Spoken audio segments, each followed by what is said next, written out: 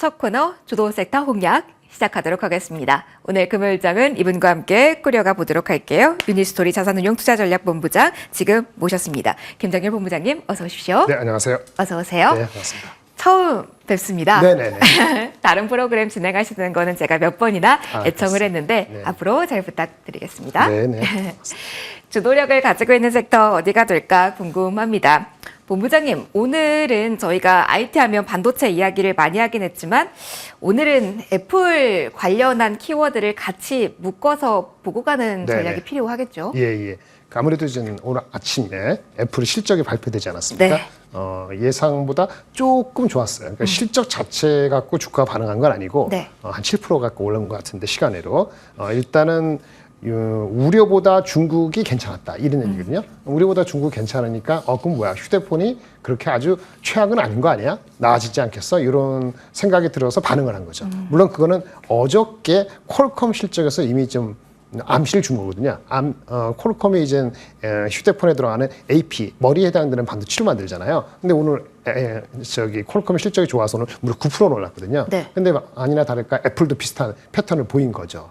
그리고 더 이제 그 주가를 가속화시킨 거는 다음 달에 있는 그 월드 디벨로퍼 컨퍼런스라고 개발자 회의를 1년에 한 번씩 얘네들이 하는데 거기서 AI에 대해서 뭔가 좀 중요한 걸 발표하겠다 이런 얘기를 해가지고 기대를 한껏 올렸고요. 맨 마지막으로 이제 대한민국이 좀 본받아야 될 것 같은데 이런 회사 나왔으면 좋겠는데 엄청난 그 자사주 매입을 매년 하는데 올해는 그 규모를 작년보다도 22%나 증가시켰거든요. 한마디로 예상보다 좋은 실적에다가 그다음에 그 주주 환원 정책까지 나오고 있고 비슷한 피어 그룹이 어저께 퀄컴이 이끌었기 때문에 3박자 맞아떨어져 가지고 주가가 드디어 대대로 올라갔고요. 오늘도 대한민국도 그 관련되는 주식이 애플에 관련돼 가지고 피해를 본 주식들이 오늘은 거꾸로 일거에 올라간 거죠. 대표적인 게 LG 이노텍 카메라 모듈 만드는 거니까 네. BH, PCB 만드는 회사들이 대표적인 거라고 볼 수 있겠고요. 그리고 그거는 이제 누나 볼 수 있는 패턴인데 조금 이상하게 보셨던 거는 뭐 이제 그 소켓 반도체 칩을 개발하면은 테스트 소켓이 있거든요. 그런 거 막 테스트 소켓 만드는 회사도 있고 아니면 반도체 칩을 새로 설계하게 되면 그 다음에 여기 이제 관련되는 그 테스트 소켓이라든지 그런 그 온 디바이스 제품이 되면은 소재 부품이 필요한 거예요. 그게 뭐냐면 리노공업하고 ISC라는 종목이 있는데 최근에 조금 덜 갔는데 그러면 앞으로 이제 새로운 온 디바이스 AI 해가지고 애플이 새로운 AI를 하게 되면은 그러면 이제 소켓 업체하고 테스트 이런 쪽이 좋지 않아. 그래서 ISC하고 리노공, LG 이노텍은 그냥 카메라 모듈 이런 것들만 오늘 이런 장에도 그래도 3% 5% 이상 오르는 시세를 보이고 있습니다. 그동안 소외됐던 쪽에서 많이 오르긴 했는데 좀 나눠서 볼게요. 애플 관련주 3박자가 맞았다라는 이야기를 본부장님 해주셨잖아요. 네네. 애플의 주가에 반응이 온 거라면 애플은 어떤 영향력이 가네요? 중국 쪽에서 선방을 했다면 우리 역시 휴대폰 분주가 잘 갈 수 있다라는 부분인데 네, 그렇죠. 자사주에 더 뜨겁게 반응을 한 거라면 이건 좀 스토리가 달라지는 거 아닐까요? 네, 그렇죠. 이제 그게 어떻게 구분이 잘 되느냐 헷갈리는데 자사주 자체를 매입한다는 것 자체가 새로운 건 아니기 때문에 자사주를 처음 매입한다든지 아니면 뭐 배당을 처음 준다든지 그러면 예전에 아마존인가 뭐 이렇게 있을 때 그런 그 반응이 그걸로 일어난다 볼 수 있는데 이제 중국향 매출이 예상보다 덜 빠졌다. 이게 첫 번째 헤드라인이었고요.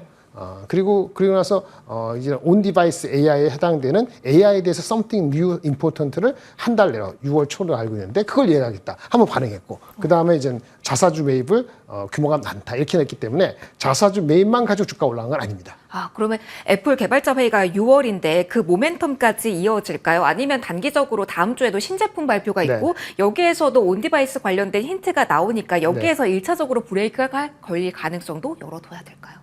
그 이제 온디바이스 테마라기보다는 한번 갔다가 내려앉았는데 이제는 그 HBM이고 일반적인 AI, 뭐 HBM 이런 거에서 약간 새로운 거를 좀 추구하는 세력들이 있었을 텐데 온디바이스 AI가 퀄컴하고 애플이 끌고 간다고 봐야 되겠죠. 퀄컴하고 애플은 예상보다 좀 덜 갔는데 이거 갖고 테마를 이루니까 관련되는 주식은 오늘 올랐습니다만 개별 주식이 실적이 안 나면 또 조정을 받을 거예요. 그렇죠. 하지만 실적이 무난하거나 이미 아는 정도의 우려를 반영한 정도면은 오히려 딛고 나서 올라갈 수 있죠. 그래서 지금같이 모멘텀을 찾기가 어려운 형국에서는 그런 주식들이 조금 더 이어갈 가능성이 높아 보인다고 볼 수 있겠고요. 다만 그 온디바이스가 갈 때 우리가 실적이 안 나오는 주식이 몇 개 있어요. 그 우리 지금 나오는데 디자인하우스, CXL 이런 것들이라든지 일반적인 IP 업체들이 똑같이 가지는 않습니다. 그거는 단발성으로 갈 수 있기 때문에 그런 종목들은 실적을 확인하고 이제 동반하거나 아니면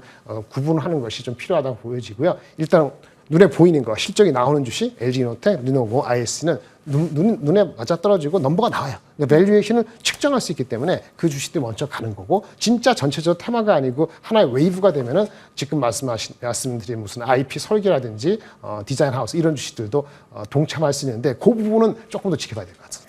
조금 더 지켜봐야 된다. 그러면 이것도 궁금해요. 말씀해 주셨던 재료들에 다 반응하면서 여러 가지 주식을 다 모으면 좋은데 그럴 수가 없는 상황이잖아요, 본부장님. 그렇죠. 네. 그러면은 지금 장에서는 어디를 봐야 돼요? 애플이 미래 동력으로 보는 쪽에 조금 더 베팅을 해야 돼요? 아니면 애플이 선전하고 있는 쪽을 봐야 돼요? 그러면은 온디바이스냐 아니면 휴대폰 부품이냐로 나눠질 것 같은데. 그러니까 애플이 실적 발표되는 것까지는 네. 실적 발표했으니까 다음 달에 그 AI 발표될 때까지는 온디바이스 쪽이 조금 더 지속성이 있다고 봐야 되겠죠. 휴대폰은 월스트 케이스보다 나아졌다는 거지 이 성장이 담보되는 건 아니거든요. 근데 그 차이가 크지도 않을 수도 있어요. 왜냐하면 일단 온디바이스를 픽하면 온디바이스를 픽하는데 휴대폰 관련되는 거는 사실은 MLCC 업체인 무라타 같은 업체들의 실적 발표에서도 조금 기미가 북투빌, 그러니까 매출 대비해서 수주가 좀 비율이 높아지는 것 같다는 얘기를 했기 때문에 오늘 비록 삼성전기는 별로 잘 못 갔습니다만 그런 쪽도 휴대폰도 결국은 따라올 수 있거든요. 근데 이제 강도는 아까 말씀드린 것처럼 온디바이스라는 게 조금 더 지속성이 있다고 모두 다 알고 있기 때문에 밸류에이션에 완전히 말도 안 되는 게 아니면은 그쪽으로 조금 더 매기가 지속될 가능성이 있다라고 볼 수 있겠습니다. 이전에 온디바이스가 정말 많이 쳤을 때 시장의 중심에 있었던 그 종목군 중심으로 지금 전략을 세워보면 괜찮을까요? 아니면 조금 디자인하우스나 이런 이제 넘버가 잘 안 나오는 주식은 하루 이틀 가고 끝날 수 있어요. 그러니까 말씀드린 것처럼 넘버가 나오는 주식을 중심으로만 잡는 것이 맞을 것 같습니다. 결국은 실적이 중요하다라는 이야기 해주신 겁니다. 그러면 이 종목도 궁금해요. ISC가 한번 8%나 급락을 하고 그리고 네네. 오늘 나온 실적을 보면 과거의 성적표보다는 미래에 대한 더욱더 동력을 가지고 움직이는 것 같은데 이런 종목은 어때요? 과거보다는 앞으로에 대한 기대감이 더 큰 종목. 그런 맥락에서 리노호가 살짝 리노하고 ISC는 다 비슷한데요. 네. 근데 리노가 그 타입이 좀 다른 거고 리노는 많이 알고 있고 ISC는 덜 알려져 있고 리노공업이 그래서 밸류에이션이 높고 IS가 따라가는 되는 거고 리노공업은 상고하저일 겁니다. 상반기가 좋고 이 개발하면은 개발할 때 먼저 들어가는 게 있고 양산하는 제품이 들어오는 시기가 다르기 때문에 상반기에 좋고 하반기가 무너지는 건 아니지만 약하고 더 약할 거예요. 근데 이 ISC는 거꾸로 될 겁니다. 아마 지금 1분기가 안 좋았을 거고요. 실적이 오늘 발표된다고 하는데 실적 자체는 썩 그렇게 맞아요. 좋지 않습니다. 근데 2분기, 3분기, 4분기 갈수록 점점 좋아지면서 내년까지 땡기면 밸류에이션이 좀 편안해지는 거죠. 물론 ISC도 지금 1분기 실적 기준으로 하면 밸류에이션이 편하지는 않아요. 넘버가 나온다는 거지 편하지는 않은데 리노공업이 이게 있으니까 벤치마크에서 갈 룸이 있는 거죠. 그래서 ISC를 택한다고 해서 리노공업을 숏하는 개념은 아닙니다만은 굳이 얘기한다면 ISC가 조금 더 길게 보면 낫다 이렇게 말씀을 드릴 수 있겠습니다. 그러면은 지금이 본부장이 2분기잖아요. 네네. 그러면은 상반기에 피크를 찍을 쪽에 대한 기대감 언제까지 가져갈 수 있는지 그리고 하반기에 더욱더 강할 종목은 언제 잡는 게 좋은지 시기적으로 좀 조율해 주신다면요. 리노공업과 ISC는 하반기에 더 셀 수 있고요. 네. 더 룸이 있고요. 리노공업은 상반기가 아마 단기적으로는 피크일 가능성이 있고 LG이노텍은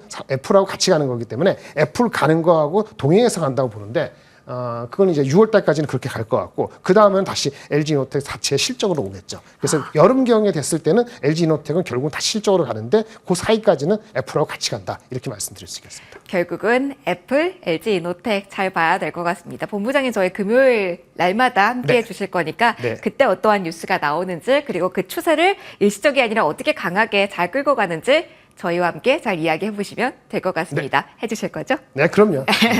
흔쾌하게 말씀해 주셨어요. 밸류업도 이야기해 볼게요. 네네.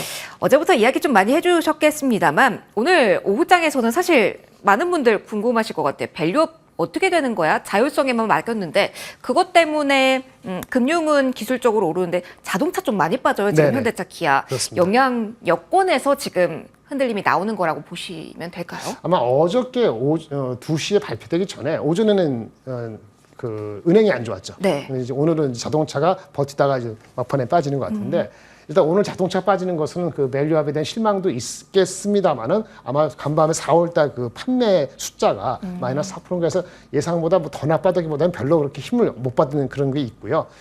굳이 얘기하면 엔저가 계속되는 것도 약간 부담이 될 소지가 있어요. 네. 그리고 달러도 원 달러가 다시 그러니까 1380 가다가 1360 이렇게 되잖아요. 그때 넘버와이즈는 조선이나 자동차한테는 썩 좋은 건 아니거든요. 그렇죠. 예, 그래서 밸류업이 새로운 게 없는 상태에서 자동차의 핵심이었던 환율이랄까 넘버 자체가 수치 자체가 그렇게 뭐 새로운 게 없다 보니까 이익 실현하고 나가는 것 같고요. 일부 어저께 그 금융주가 은행주가 미리 빠진 거는 아마 시장에서는 이제는 그 엠바고를 걸어서 어저께 2시에 했지 않습니까? 네네. 근데 제가 의심하는 거는 그 전에 알려졌다라고 보도자료는 보여집니다. 다 써 있으니까. 네, 그래서 알려졌다고 보고 아마 그저께 쉬면서 본 사람들은 어저께 오전에 액션을 취하지 않았을까. 그게 저라는 얘기가 아니고 그런 분들이 적지 않아 있었을 것 같기 때문에 오늘은 거의로 다시 반등하지 않습니까? 결론적으로 주가의 흐름은 그렇고요. 일단 주가가 기업 밸류업이 약발을 잘 못 받는 거는 당근과 채찍이 2개 다 나왔으면 좋겠습니다만 시기적으로 벅찼던 것 같습니다. 결과적으로 당근도 없었고 채찍도 구체화되진 않았다. 네. 다 기다려야 된다. 7월까지요? 네, 그러니까 채찍을 하고 싶어도 당근을 안 주고 채찍을 줄 수는 없으니까 그럼 갈등이 심하니까 당근이라는 것은 세제 혜택이라는 거고 세제 혜택이라는 것은 법적인 이슈가 되는 거기 때문에 국회에서 논의하는 것이 기사에 하면 7월 달까지 기다리는 건가? 그러면 당근을 기다리는데 채찍만 가지고 휘두를 수는 없지 않습니까? 그래서 표면적으로는 구체화되지 못하고 약간은 실망하는 측에서의 폄하해서 얘기하면은 용두삼위권 아니야 이런 좀 볼멘 소리도 나올 법하죠. 어쨌든 기다리는 것이냐 말 것이냐 여기만 잡혀 있고요. 약발은 없는 거죠. 약발은 당분간은 약한 겁니다. 그럼 본부장님 이런 미지근한 반응 속에서 기회 찾아도 됩니까? 아니면은 기회를 일단은 당장에 못 찾죠. 못 찾는다. 당장에 못 찾는 거예요. 당장에는 뭐 지금 산다고 해서 내일 모레 올라가고 다른 섹터보다 먼저 간다고 볼 수 있는 근거는 어디도 없고 개별 주식 실적이 뭐 예상보다 좋았다든지 이런 거 나오면 모르겠는데 자동차가 이제 그런 건 다 많이 얘기했기 때문에 아주 새로운 거는 또 다음 달에 지켜봐야 되니까 약하다고 보고 빨리 움직인 거 아닌가 싶습니다. 알겠습니다. 그래서 마지막 질문 드려야 될 것 같습니다. 매크로 측면에서는 금리 관련해서 어떻게 포인트를 잡아야 되는 건지 그리고 다음 주 어떠한 이벤트에 주목해야 되는지 핵심만 콕콕 집어주신다면요. 근데 매크로는 10년물 국채가 그나마 4.5% 있는 게 다행입니다. 그리고 금리 인하에 대해서 기대 심리가 아직 있어요. 9월 달이 한 반 정도, 11월 달은 확실하고. 그러니까 한 번 내지는 한 1.5배 정도 가능성이 있고 그래서 국채가 4.5% 유지되고 오늘 이스라엘이 이라크와 치고 했습니다마는 큰 이슈가 아니라면은 그나마 매크로 사이드는 좋습니다. 그래서 주식시장이 험악하게 내려가지는 않고 있거든요. 험악하게 내려가면은 사겠다는 사람들이 많아요. 왜? 주식시장에 돈은 많고 먹을 데는 없기 때문에 결국은 국채 금리가 다시 4.8% 올라가지 않는 한 저가 매수를 노리는 세력들이 있기 때문에 개별적으로 실적이 큰 문제가 안 되면은 아마 좀 계속적으로 받치는 세력은 있을 것 같고요. 지표적으로는 중국 지표가 몇 개 나오긴 합니다만은 아주 크게 신경 쓸 건 아니고 실적은 암이라든지 리비안 같은 것이 다음 주 중반 정도 나오니까 한번 보실 필요는 있을 것 같습니다. 알겠습니다. 실적의 키포인트라는 이야기 해주셨습니다. 오늘은 주도 섹터 찾기 여기서 마무리하도록 할게요. 김정일 본부장과 이 시간 함께했습니다. 본부장님 고맙습니다. 네, 감사합니다.